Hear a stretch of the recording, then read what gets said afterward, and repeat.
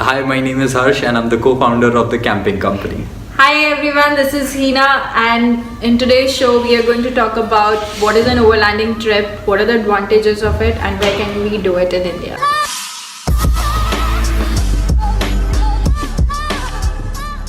According to the definition which I've read on Google, it basically means a self-reliant travel to unexplored places where journey is the main goal.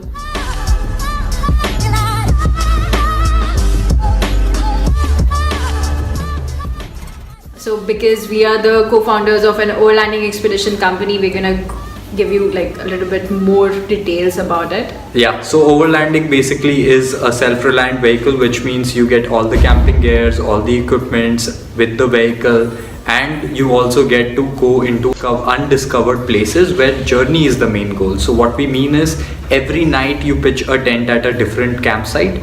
Not going into the most touristy places, but also discovering these unknown hidden gems. So what are the advantages of overlanding trip? I think the number one advantage is that you get to cover a lot more places. Yeah, typically you camp at a new location every night.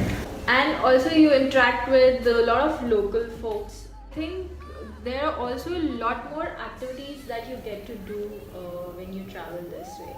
Whether it's building your bonfire or cooking your own meal. Yeah, a simple barbecue with your family, friends.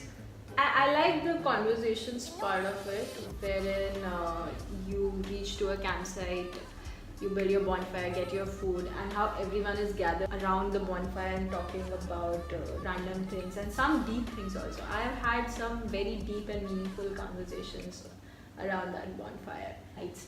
And the best part of it all is that you get to stay under a million stars.